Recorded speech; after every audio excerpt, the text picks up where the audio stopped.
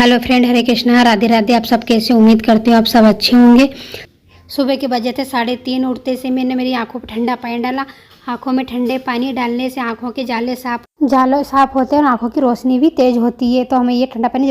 उसके बाद में मैंने अपने भगवान जी को प्रणाम किया। भगवान जी को प्रणाम करने के बाद मैं आ गई अपनी अन्नपूर्णा माता को प्रणाम किया। अन्नपूर्णा माता को प्रणाम करने के बाद में मैंने गर्म पानी करके पिया। गर्म पानी करने के बाद में मैंने थोड़ा सा एक्सरसाइज की। एक्सरसाइज करने से बॉडी फिट रहती है, काम में फुर्ती आती है। एक्सरसाइज करने के बाद में झाड़ू लगा ब्रह्मचर्या को अपनाते ना तो आपकी ज़िंदगी बदल जाएगी। एक बार जरूर अपना कर देखिए और समय से सारे काम भी हो जाएंगे और ज़िंदगी में ऐसे बड़े बड़े चमत्कार होंगे कि आप देख के हैरान हो जाएंगे। 4 बज गए हैं तो 4:15 बज गए तो मैं झाड़ू लगा देती हूँ। झाड़ू लगाने के बाद बाहर भी तक अच्छे साफ कर दूँगी। इसके बाद में द्वार पर पानी छीट दूँगी। द्वार पर पानी छीटना बहुत ज़्यादा शुभ होता है, ज़रूर छिड़कना चाहिए। और हमें ब्रह्मचर्या में ज़रूर उठना चाहिए, ब्रह्मचर्या ज़रूर फॉलो करना चाहिए, क्योंकि सुबह सुबह उठते ना तो माइंड एकदम फ्रेश लगता है और सुबह सुबह बहुत अच्छी ठंडी हवा लगती है और सुबह सुबह हमारा काम करने में मन भी लगता है। टाइम से पहले हमारे सारे काम भी हो जाते हैं। इस टाइम पे तो कॉलोनी में भी कोई भी नहीं दिखाई देता, जल्दी कोई उठता नहीं है। एक सेक्रेटरी अंकल आए थे, अब भी सेक्रेटरी बजा के गए हैं। ये सुबह सुबह का शांत वातावरण मुझे बहुत ज़्यादा अच्छा लगता है फ्रेंड्स। सुबह सुबह ब्रह्म मुहूर्त में हमने माता रानी के लिए द्वार पूरा साफ कर दिया और जल छिड़के तो जमीन को भी ठंडा कर देंगे, क्योंकि रात में जो नेगेटिव ऊर्जा जो भी रहती है ना, तो द्वार पर जल छिड़ते हैं ना तो उसकी ऊर्जा का प्रभाव कम पड़ जाता है और पॉजिटिव ऊर्जा आती है। मंदिर में भर के एक जो कलश भर के रखते हैं ना फ्रेंड, हमें उसी कलश से पहले सबसे पहले द्वार पर जल का छिड़काव करना चाहिए, वो ज़्यादा शुभ होता है। उस जल से छिड़काव करने से हमारे कुल देवी देवता का आशीर्वाद मिलता है और हमारे पितृ देवताओं तक ये जल पहुंच जाता है और हमारे पितृ देवताओं का हमें आशीर्वाद मिलता है। तो इसे हमें ये काम जरूर करना चाहिए। सुबह के 4:30 बज गए थे। 4:30 बजे तक मैं नहा ली थी। नहाने के बाद मैं तैयार हो गई। तैयार होने के बाद मैंने डेली पूजा की।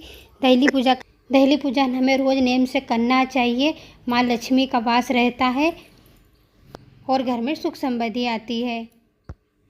मैंने अभी पोछा नहीं लगा, इसलिए मैंने कर ली है।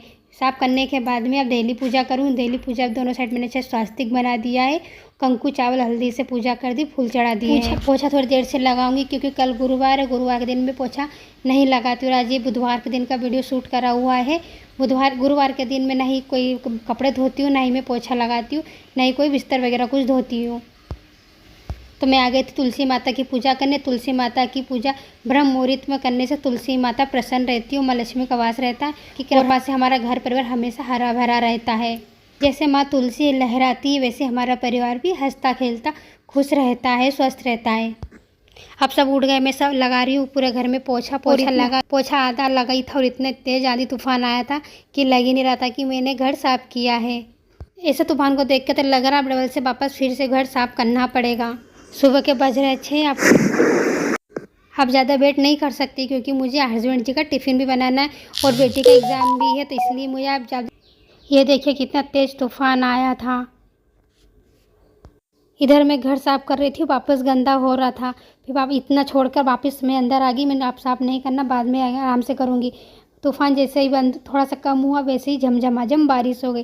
क्या आपके यहाँ भी बारिश हुई? कमेंट करके ज़रूर बताइए। घर साफ़ सुथरा करने के बाद मैंने की पूजा करने के बाद सबसे पहले मैंने अपने लड्डू गोपाल भगवान जी को भोग लगाया। भोग में पराठे, दही और शक्कर का भोग लगाया आज मैं। भगवान को भोग लगाने के बाद में बेटी को नाश्ता दिया। बेटी का पेपर है, इसके बाद मैंने मेरे हस्बैंड जी का टिफ़िन लगाया। टिफ़िन लगाने के बाद में बेटी और हस्बैंड चले गए। हस्बैंड ड्यूटी गए और बेटी कॉलेज गई है। जिसके बाद मैंने धोए कपड़े धोने के बाद बेटे का कोचिंग का टाइम हो गया था। फिर बेटे को दिया मैंने खाना। अगर आप भी इस प्रकार से दिनचर्या अगर फॉलो करेंगे तो आपके भी सारे काम टाइम से पहले ख़त्म हो जाएंगे।